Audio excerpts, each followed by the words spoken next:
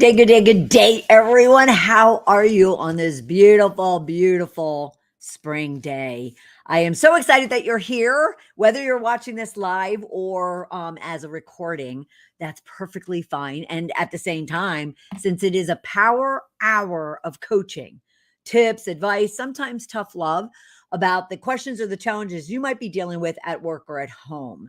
So at any point in time, you can certainly post your questions as comments right here while I'm here. And if I see it and I have an opportunity to get to it, I will certainly do that. And I'll work my best to get those that are coming across during the live broadcast. But at the same time, if we're in replay, you can always be posting your questions or challenges and letting me provide you some tips and advice and keep you moving forward as you kind of tackle whatever it is you might be dealing with. Because we all have something that we're dealing with, not every day, but on most days.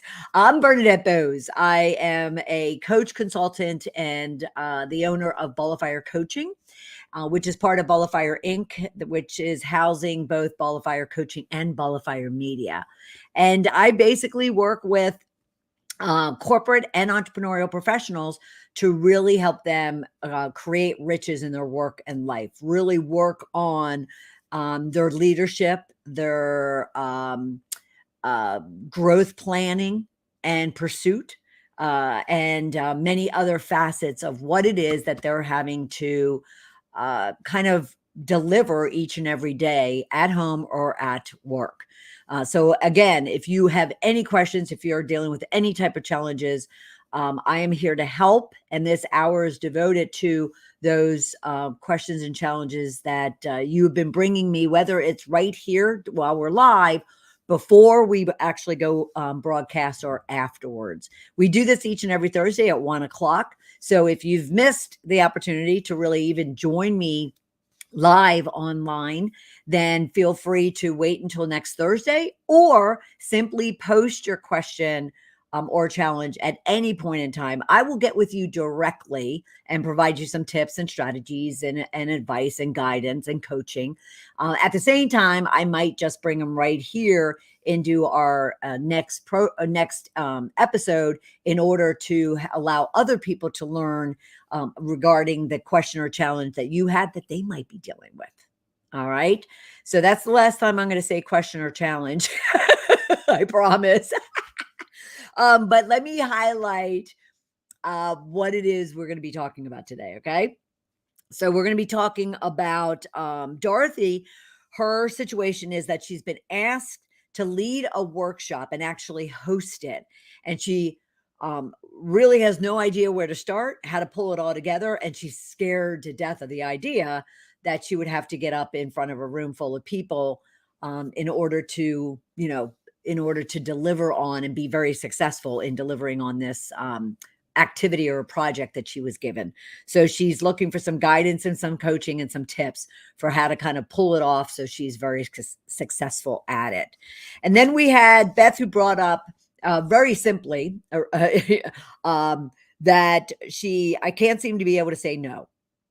And so, what can she be doing in order to feel more comfortable? What can anyone do to really, in her other words, find your voice and stand up for yourself and say no when you want to say no, when you mean no, and avoid all of those mental, emotional traps that you might find yourself in wanting to say no, but you land up maybe saying yes. All right.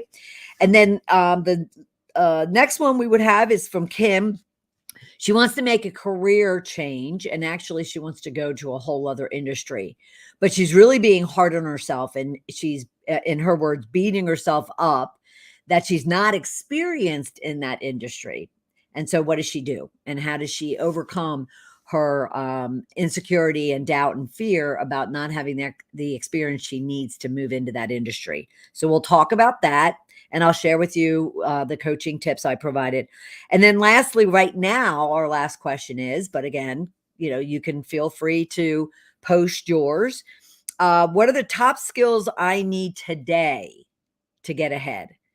Now, as a coach, and if you're not familiar, I like to explain this each week that we get together because many of you come to me because you've never had a coach before. You're not even sure what a coach can do for you, and you're not sure what the process is. And I'll talk about my process.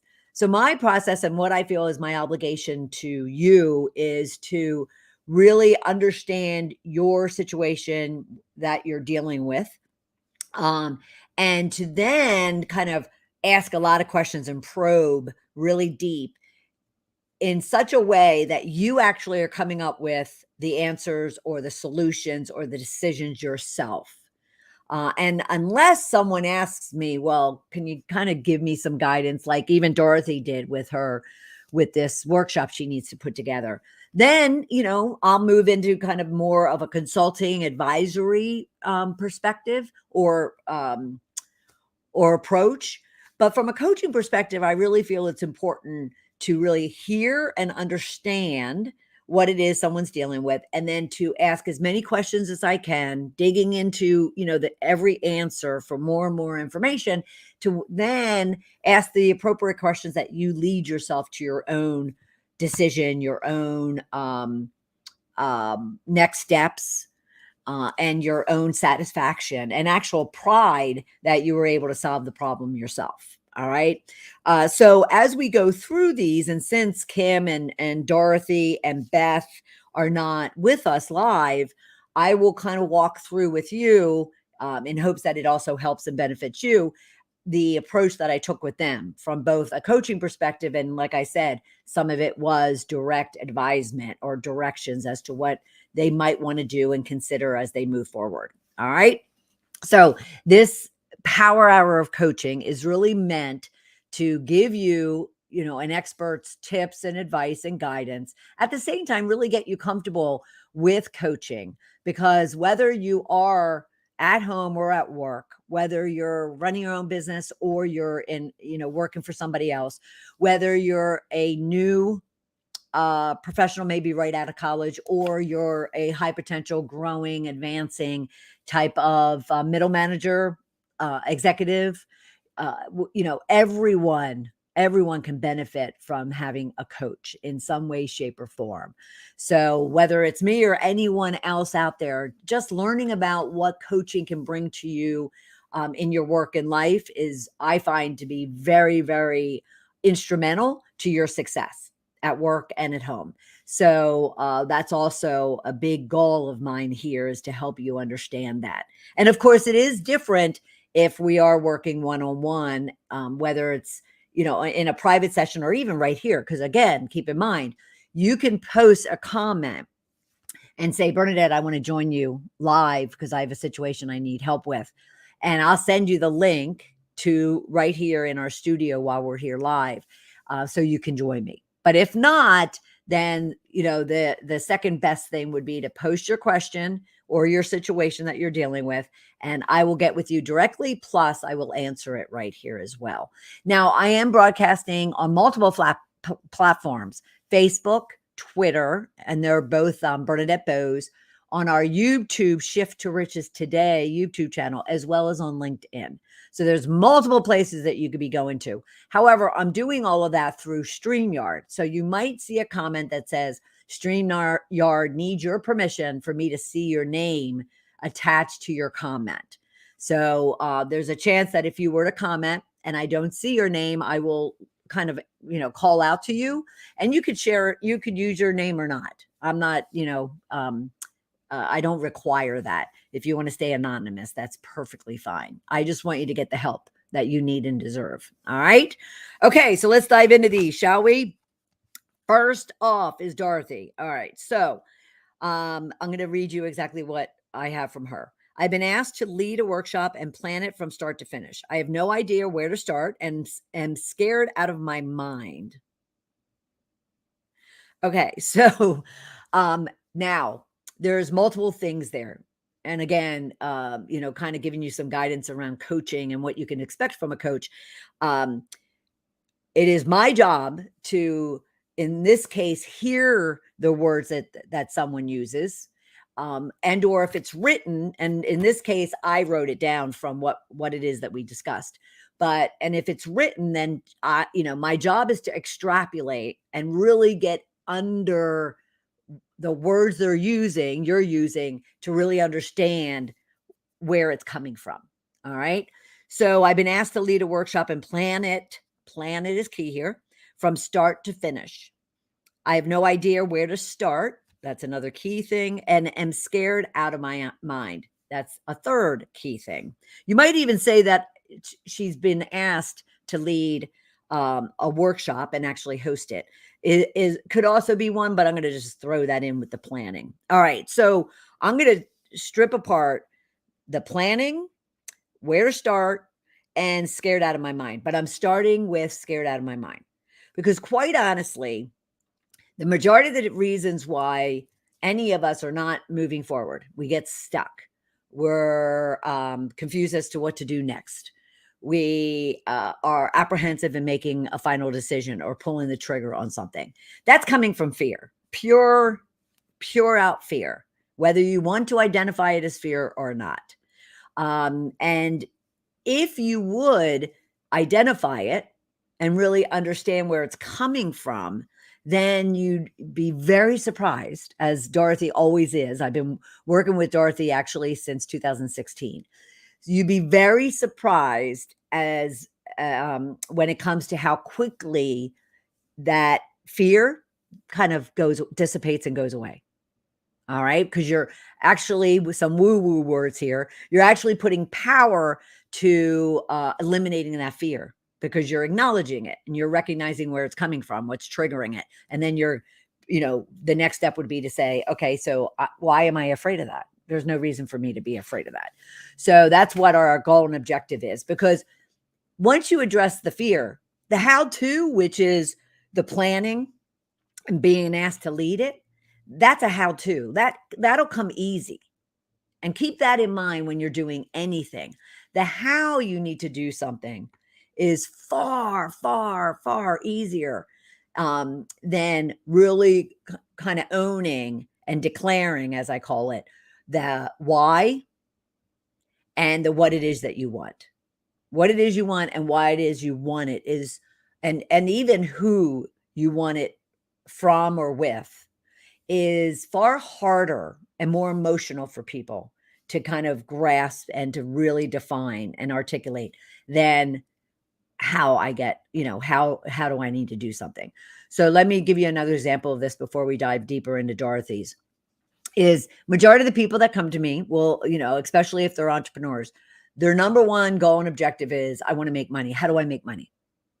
Well, the how of how I make money is not rocket science. It's the same things that everybody's been doing for centuries and centuries of commerce, right?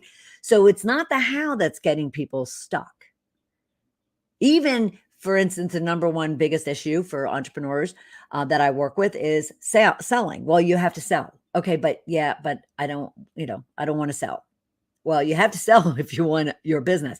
Yes, but then you're getting to the fear but I'm afraid, or I'm unsure, or I question whether or not I can.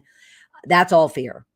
And so addressing that is the hard part. But yet once you address it, then you can get to the how. Because once you address it, you now have confidence, you now have determination and persistence and clarity and focus and energy around whatever it is that was scaring you before. And now it's just a matter of, okay, so what are the steps? 1, 2, 3, and 4. So for Dorothy's case, we had to get into the fear. So what are you afraid of? Now, immediately, even I went to, knowing her for so long, I went to the fact that, getting up in front of a group of people would be scary. She calls herself an introvert. It would be kind of characterized or assessed as an introvert. At the same time, introverts are very assertive and they're very, in the front of the room, so to speak. And so, getting even further into understanding kind of what is triggering this fear is really important. But it didn't start with the getting in front of people. It started with having this assignment given to her that is very, I'll call it strategic than what she's done in the past. And she's been with the company she's with for many, many, many years. But this is kind of kind of a front of the room type of project she was asked to lead up. And so then all of a sudden the fear of expectation, fear of being successful or not being successful, all these other fears come up, let alone the fear of getting up in front of people and talking. So I have to be able to, as her coach, I have to be able to really read into the fact that her fear is not that she doesn't know where to start. Because trust me, in this case, she knows exactly what she needs to do. But so we want to ensure that we're not looking at the mechanics, but we're looking at the emotion of the situation. All right. So we focused on the fear. We got under the cover as far as what are all the fears from start to finish that she's fearful of. An element even came up of, well, I need people to be the speakers in this program. And yet, what if they were to say no? All right. So there's a lot to unpack in what appears to be a relatively simple activity. Now, I say that, and I do it every day of my life. My whole existence is around, planning and leading and hosting programs and events and even, coaching clients. But for somebody who it's not their day in, day out, there's that element of fear as well, is I don't know what I'm doing. So we really stayed with the fears first. And then we got into the mechanics. Okay, so what were you thinking about, how this workshop, would lay out? How many minutes is it? How many people is it for? Is it a conversation or is it actually a presentation? As I mentioned, she wants to have speakers, guest speakers. All right, so what is that? What does the outline look like? We walked through all of that, excuse me. And then we even moved things around to support and facilitate the speakers. And then, we kind of put a story behind it, so forth and so on. You can get the idea. So to address her issue, for you to address your issue, excuse me, what I would want you to do first is to recognize what's coming up within you emotionally around a question you might have, a decision you need to make, or a challenge that you're dealing with. Excuse me. Or in her case, an assignment that was given that she's not comfortable with or she's not familiar with. I would want you to first, don't worry about the how-to and get in your head about, I don't know how. And that's going to actually pertain to my conversation with Kim as well about making a career change. The first thing you want to look at is what's coming up for you internally.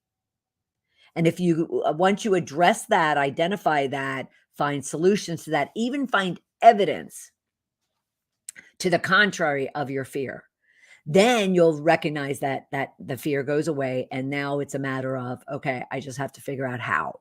So in that case with Dorothy, when I asked her, okay, so what evidence do you have that, that you'll be successful, that you'll be effective, that you'll be confident and self-assured, and even if you have to get up and do your own portion of that presentation. We even talked about the fact that if she couldn't get speakers for whatever situation, for whatever reason, she might have to present this topic herself. And so what would that look like? And what's coming up for her around that?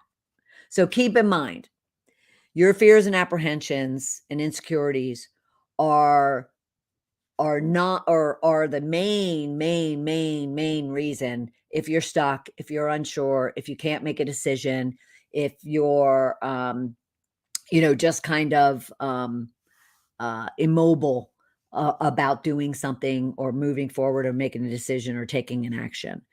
So figure that out, and the how-to will be a piece of cake. Okay.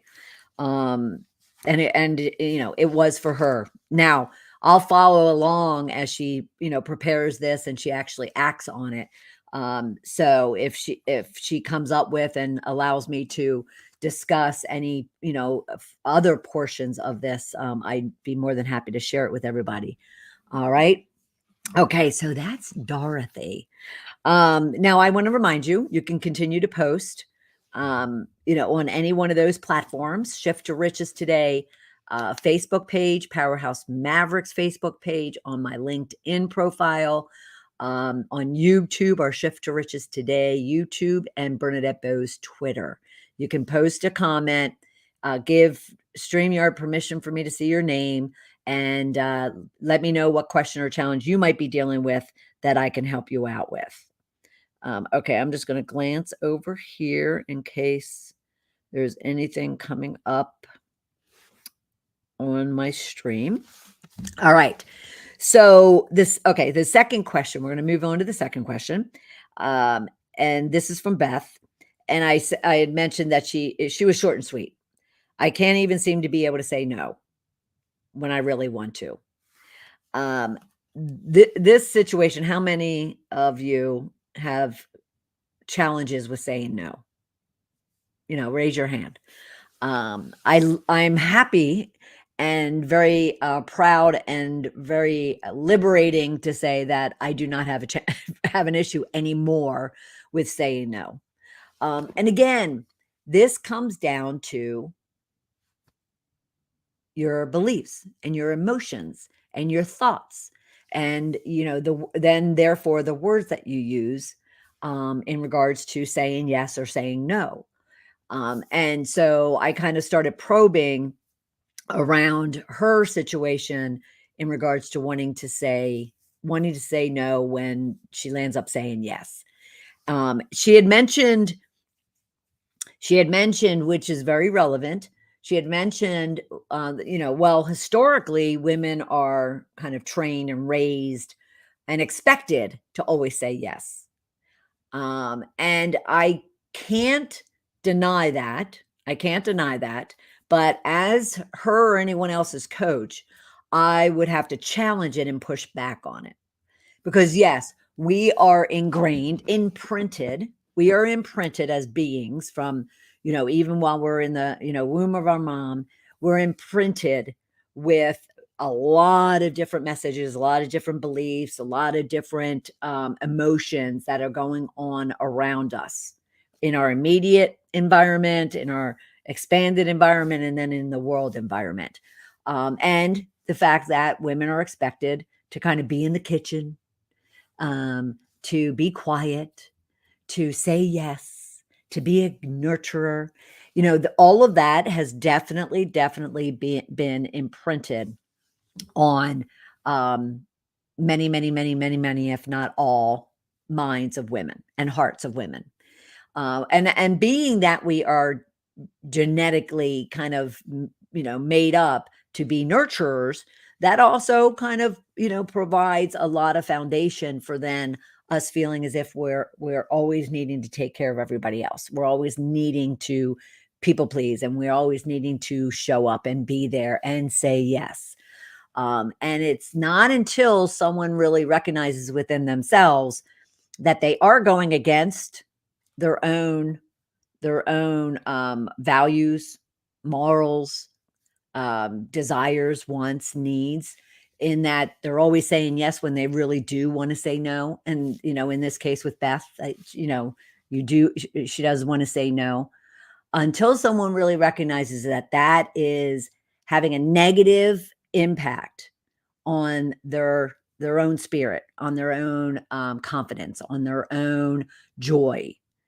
Then they'll continue, in that vicious circle of saying yes, because there's a lot of reasons for that. Forget about just the historical part, but there's also the desire, the want to not disappoint, to meet expectations, to, make everyone around them happy.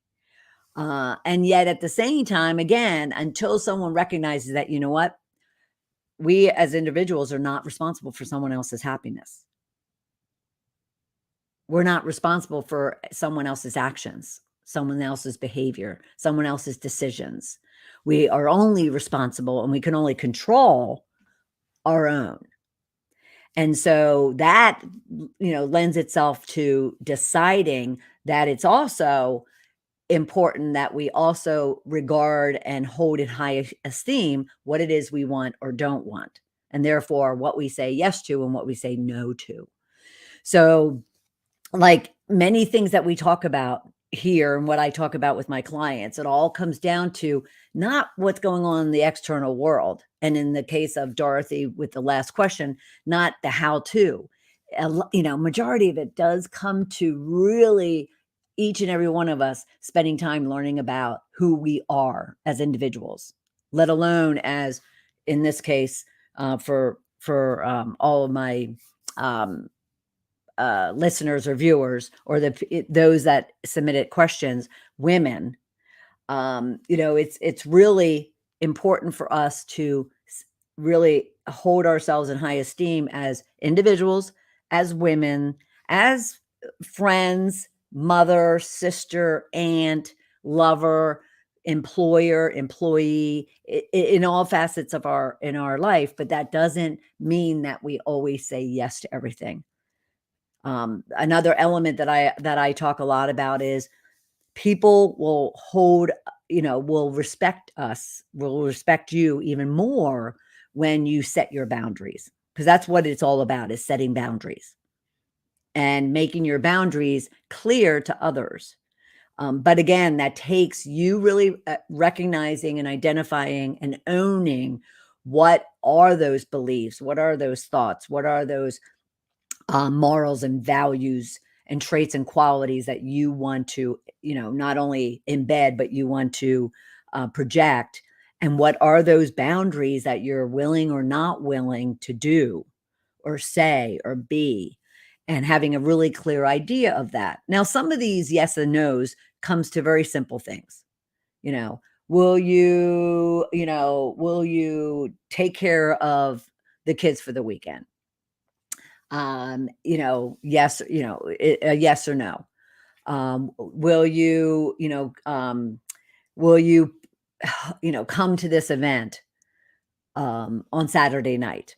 Will you join us at this meeting, at this conference that you might not have anything to do with, but at the same time, someone, whether it's, an authority figure or a peer or a client, someone's asking you. And in many of those cases, say with the ones with the kids, because of course someone's sitting out there going, well, Bernadette, if it's a woman and a man, or, husband and wife or parents, what, regardless of gender, one can't necessarily say, no, I'm not watching the kids. But there are situations where that has to happen because you have other obligations, or you have other, things that you need to be able to do. So there are situations. I had a divorced couple that I worked with for a while, and there was a lot of that conversation and discussion and negotiation and boundary setting about the fact that, they were separated, but they had child sharing responsibilities. But at the same time, she had a lot of situations where she'd be having to travel out of town, and, her partner would not want her to, and say, no, this is your weekend, you have to do it. And therefore, and yet it created a great deal of stress, not only between the two of them, but even within herself, and a lot of guilt and a lot of blame and shame. And so that's what we're, wanting to avoid, is simply recognize that you're not going to please everyone. You're not going to make other people or everybody happy. You're not responsible for other people's happiness and for other people's wants and desires and needs. You can't control other people. You can only control yourself. And therefore, when it comes to being able to say yes or say no, understand what your boundaries are, and that will help you in that decision-making process. Now, you make the decision, okay, it's no, but yet then you're, really kind of unsure or afraid. or questioning, how do you go about saying no? So now you know all your, and most, most individuals, I'll say, they know their boundaries, and yet they continue to say yes. So you have to get over the, disappointing and not meeting expectations and so forth and so on. You have to get beyond that. And then when it comes to actually doing it, it's just a matter of being very direct, being very upfront and honest.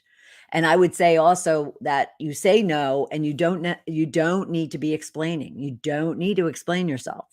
Again, you're not responsible, and for that other person's satisfaction or happiness. You're only responsible for your own. Now, there's situations where you have to explain yourself, but there's a good amount of situations where you don't, and you don't need to give reasons for you saying no. And you just simply say no. Okay. Now, the one thing I would definitely caution anybody on when it comes to saying no is you don't want to lie about it.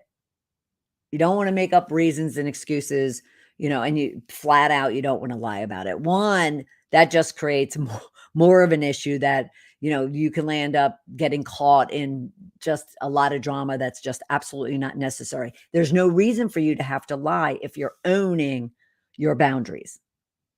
All right. There's no reason for you to have to lie if you're owning your boundaries. More importantly, just lying just starts creating almost, regret and guilt and shame and embarrassment for yourself, let alone if it gets exposed and then it involves other people. So don't even go down that path. I mean, if you want to say no, just say no. If that person deserves or requires a reason, maybe it's a boss, maybe it is your spouse, maybe it is a friend, maybe it was someone that definitely relied on you for something. And all of a sudden now you're wanting to say no to what you've always said yes to. You might even explain, well, I've just never have wanted to do that. I never wanted to take on this hobby or take on this job or volunteer for this, group, but I did it because I couldn't say no. I did it because it was something you wanted to do, but I don't want to do it. It doesn't bring me pleasure. It doesn't make me happy. It just stresses me out. So I just really, truly don't want to do it. All right. I will give you an example of just something apart from Beth, but I'll give you an example of just something that recently, like last night and this morning, happened with me.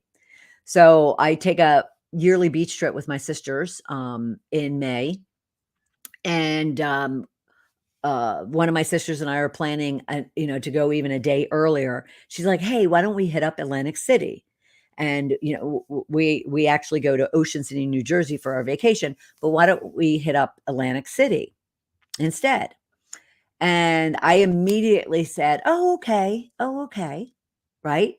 Now I had mentioned to you earlier, I have no problem saying no, and I don't.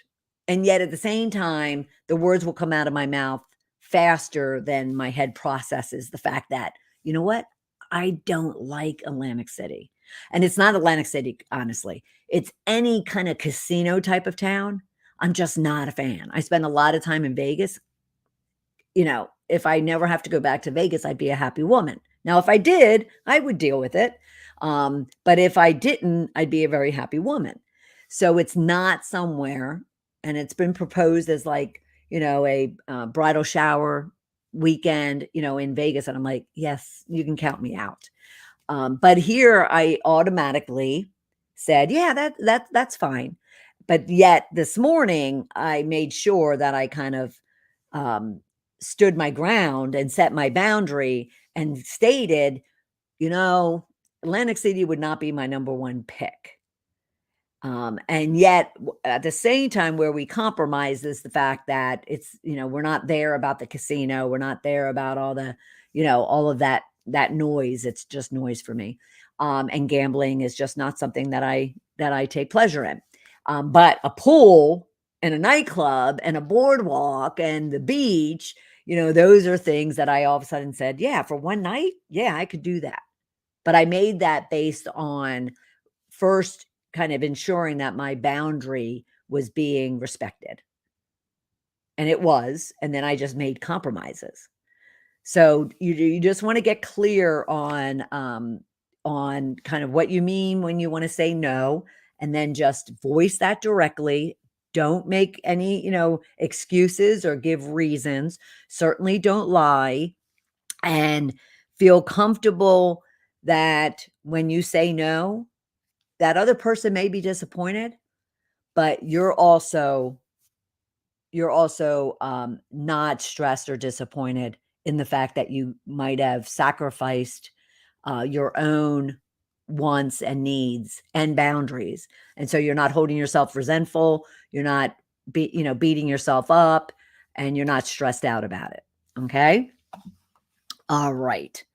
So I hope that was helpful for Beth and for anyone else that has issues with saying no. All right. So Kim, she wants to make a career change, but she is beating herself up that she's not experienced in the industry that she wants. I'm not sure why that went there. In the industry that she wants. And right now, although it happens quite regularly, but there is a big, kind of transition that people have been making over the last couple of years, because the industry that they were working in kind of, in some cases disappeared or downsized greatly, and therefore they had to consider other industries in order to find a job. In this case, for Kim, wanting to find a new job in a different industry. And at the same time, the real key that she was saying is that she has no experience in it. Now, again, that whole shift is causing people to go into industries that they're not familiar with. Yeah, and some of them that I work with and or kind of mastermind with, they're taking courses, they're going back to school, they're kind of studying, online what it takes to go into other industries. And all of that is very viable. All that is absolutely very viable. Now, what I wanted to focus on though, because again, the how to is easy. How to go into an industry that you're not familiar with, but that's where your, in her case, that's where your passion is. That's where your skill set actually is. But before we even get to all that mechanics of the how to is why, well, I'm going to use her words. Why is she beating herself up for not having the experience? And so the conversation looked like, well, why would you beat yourself up about an industry that you've never worked in? I mean, it would be expected that you don't, have experience if you haven't worked in it. And yet we did have to have a conversation. Okay, so why this industry? And that's what led me to understanding the skill set and the passion that she has around the industry. So she's a visual designer, and she is looking to get into videography, and leverage it not just in the work that she had been doing, which was more marketing and advertising, but more cinematography and the creative process from a film and television perspective. And so she certainly has skills that were used in other industries, and it happened to be healthcare and medical, if I'm not mistaken. But she now wants to kind of take that, and she wants to she wants to get into the entertainment film industry. Well, the skills are there. And so I had to refocus or continue to focus on, so why are you beating yourself up? That you don't have experience, that you weren't, made aware that you should be in that industry last week, a year ago, 10 years ago. You have skills, you have a lot of evidence that says that you could work in that industry, that industry has what it is that you want and you desire and need. That industry has the type of roles that you want to take on. So if all you're lacking is the actual kind of resume that says film, television, documentaries, whatever the case might be, well, that's an easy how-to solution. There's an easy how-to solution to that. So let's, dig into the, why are you beating yourself up? And, that uncovered a lot of actually, kind of childhood through her 20s expectation, talking about expectations of her family and mainly her family, her friends too, but mainly her family. And that was just because the fact that, the arts doesn't have stability. The arts doesn't have, um, the money. People have this idea that you have to be a starving or you will be a starving artist before you hit it big, that only the 1% make any money in that industry. So yada, yada, yada, yada. So she has all these stories in her head that were given to her by her own creation or given to her by others around her. And therefore, she went down the path of going into fields that were more, stable and dependable and always growing and never would have a kind of a hiring issue challenge. And therefore her stability was pretty much intact. But yet at the same time, she found it very boring and archaic and so forth and so on. And she just wants to follow now that I don't have any notes. I want to say, I think she's in her mid 30s. Now that she's in her mid 30s, she wants to pursue what it is she wants to pursue. And I applaud anybody for that. It took me until I was in my late 40s to really, identify that. And so my real desire and passion. But so you have to applaud that. So then it basically came down to, okay, so what do you need to own and declare for yourself? Not for anybody else, because again, you can't control anybody, you can't make anybody else happy. I spoke to her and coached her on the fact that she could go down the path of that dependability and stability as she has, and her family and friends could land up not still being satisfied, not still feeling as if she's meeting expectation. That didn't happen, thank God. But at the same time, living to satisfy someone else's goals and dreams is extremely, extremely empty and extremely hard and extremely depressing and sad, because you may never meet someone else's expectations. And so what I kind of left her with that she has to work on is really laying out what exactly it is that you want. Why is it that you want it? What if it never happens? What is she willing to sacrifice and compromise on in order to pursue it and achieve it? Especially because she is inexperienced in that industry, though she has many, many, many, many skills. But there's some learning and mentoring and facilitation that she's going to need in order to learn about that industry. And just really kind of own all the aspects of her making this change and her following and pursuing what it is that she really wants.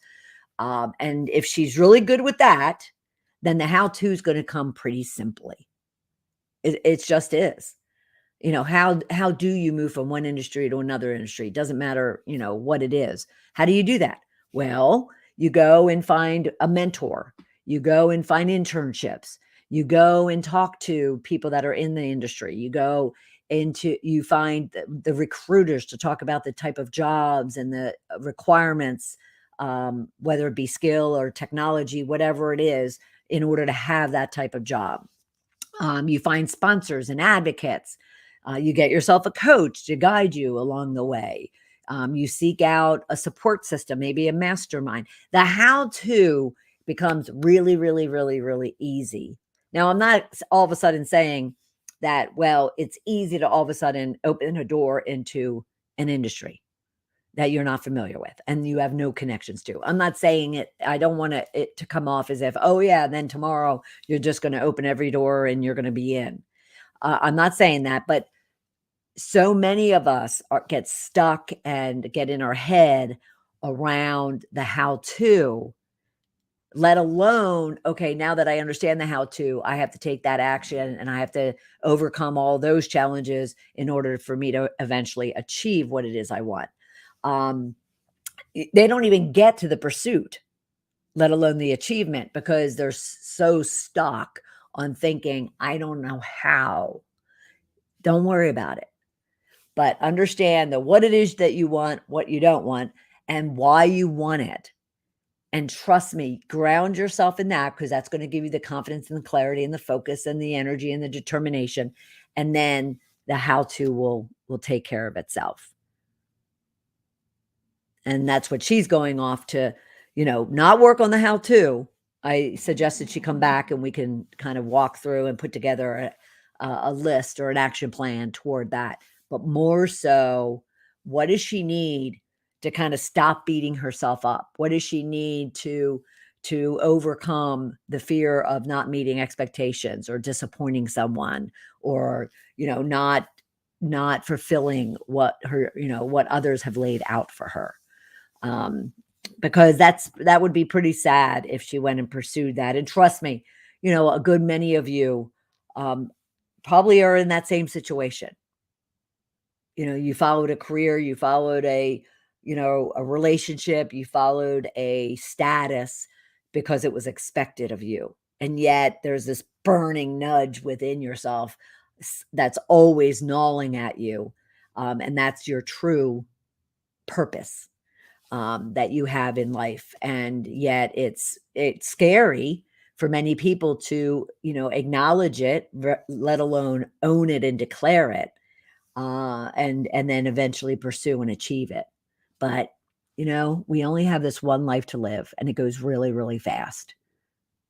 And I tell my clients that all the time. So why not get a lot uncomfortable, a lot scared, a lot excited, and just go after whatever it is that you want. All right. The last question is, what are the top skills I need today to get ahead? I kind of found this wording interesting. And again, where I focus on was the word today. So I could only imagine, and I did not have an opportunity to get with this individual before we went live. But I can only imagine that they're focused on the same thing many, many, many people are focused on. And that's kind of what's happened over the last couple of years. Because what has happened over the last couple of years, especially and most importantly, going from a kind of brick and mortar environment of work to a remote home-based work environment, that definitely changed up and kind of threw up in the sky all the different skills that people didn't have before, and they quickly needed to have, if they were to be able to maintain and be very consistent in the work that they were doing afterwards. And quite simply, a very simple example of that is technology. The minute, a good many of you were forced to go home into your work environment where you might not have what the technology and the setup that you need in order to work effectively digitally, because that's basically what we were doing, is we were all now digital. And then that changed the format of the type of content or work that we were producing. And therefore, there was a whole new learning and understanding of, okay, so, all of a sudden I'm having to learn, video and audio and how to do PDFs and how to create there's just so much, how to share information, share files, share documents, share different media that we weren't having to do before. So it really has created, a lot of disruption and a lot of new skills bubbling up. But I would think the most important and critical skills that had to get elevated and continue to need to get elevated is all around leading and being able to be effective, communicating and collaborating and working productively. And I'll even add, and then there's the mental mindset whole part of it. So leadership, communication, mindset. Some people might call it emotional intelligence. management. And I separate leadership and management because leadership is now looking like, okay, so what are those main attributes or qualities of a leader that are needed? Well, let alone the skill. So the traits and qualities of a leader we need is really built around trust and accountability and collaboration, and results and a number of other things. Whereas management then kind of puts the spotlight on, okay, these are what I would call, again, the mechanics of leading, of managing, developing, hiring, I want to say leading, but that's not the word I'm looking for. There's a lot of communication in that part, prioritization, time management, productivity, team building, would go into the management arm for me.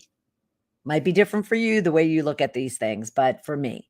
And then communication is kind of a standalone, simply because beyond the mechanism we use to communicate, communication really touches on even words matter. So the words that we use, it doesn't matter what position you have or whether it's at work or at home. But the words that we use with one another, let alone with ourselves, either sets us up for success or disappointment or struggle. So the words that, let's start with, that we tell ourselves, our words start with, what we believe in. They turn into our thoughts. Our thoughts create a lot of emotion, good, bad, or ugly. And those emotions then often get projected out in the way we behave, the words that we use, and the actions that we take. And so communication, physically, verbally, behaviorally, all kind of comes into play. And so this new world that has been transformed over the last couple of years has really required us, because a lot of us have less patience. We're tired and over zoomed, and therefore that creates an angst of its own. Some of us are not comfortable kind of being, forget the phone, that phone's a whole different thing for many people than being on camera. And that creates a whole level of, anxiety and stress. And then for some people, energy and creativity. So there's just been a lot of dynamics that we've had to kind of shift and pivot toward, that wasn't there, in late 2019. And now all of a sudden is there. So if I were anyone kind of wanting to, not only advance in their business or career, but even just to kind of assimilate into what the new, work environment and expectations and requirements are, I would definitely be looking at your leadership style. And, I'd want to break down leadership too, to be more in regards to service. It's about influencing effectively, not demanding or dictating or dumping versus delegating. I mean, it's all around, being that servant leader. And with that comes you focusing on, even I've done a lot of work recently on the 5 dysfunctions of a team. In the work that I've done, and it's also a book from Patrick Lencioni. I think I might pronounce that wrong. And his book is The 5 Dysfunctions of a Team, and it's all based around the need for trust and communication, accountability, accountability, influence, and results. And so that is becoming core when it comes to being a leader of today, is how effective are you in being able to build trust, amongst your team and your colleagues and your peers and your bosses? How effective are you in creating a collaborative, inclusive environment? How effective are you in holding people accountable, driving toward influence and results? So it's just absolutely critical that that you focus there. Like I said, also on management, which are more the hard skill of management versus the soft skills of being a leader. Some of the hard skills of management could be the delegating and prioritization and um, the communication, but I want to leave that as a standalone. Um, and I'm drawing a blank.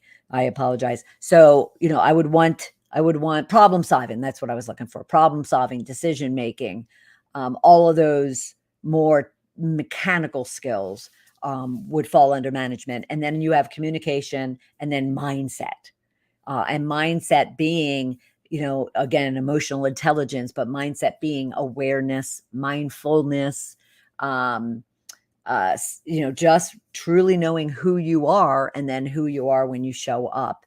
And some people show up naturally, and then some people feel that the environment that they're within, whether at home or at work, they have to adapt to. So there's a lot, to kind of uh, unbag, when it comes to the top skills that people are going to be looking for in today's work environment. But those would be my initial thoughts, would be on leadership, communication, management, and mindset. So I think that's all the questions that we have. I will take one last look. I absolutely love these questions that I get from all of you. And at the same time, the conversations that we have, the coaching that I'm able to provide you, as we uncover, what it is that you might be dealing with, even a question that you have, a decision you need to make, an opportunity that you're evaluating, or a challenge that you're, trying to work through. So like I said, I do this every Thursday at 1 Eastern time. And we broadcast across platforms: LinkedIn, YouTube, Twitter, and Facebook. Subscribe to our YouTube channel, specifically our Ball of Fire Consulting YouTube channel, and you'll find all of the past Power Hour coachings, as well as Powerhouse training that I've done, a whole slew of videos regarding both entrepreneurial and corporate professional type of topics, with a lot of problem solving and tips and advice and coaching that you could garner and use in your day in, day out. At the same time, should you want to have a conversation and want to have an experience around coaching to get your questions answered or your challenges addressed, feel free to book complimentary time with me. It's a 30-minute call. I'll understand what it is that you're dealing with, what it is you're, working through, and provide you whatever support I can provide you. All right. I just want you to get the help that you deserve and that you might need, but more so also get you acquainted with how coaching could be a great tool that you can use, whether with me or anyone else, to help you advance in your career, business, or life. All right. And so until next Thursday at noon Eastern time, or I'm sorry, 1 o'clock Eastern time, I'm Bernadette Boas of Ball of Fire Coaching. So take care, and I will see you next week. Bye, everybody.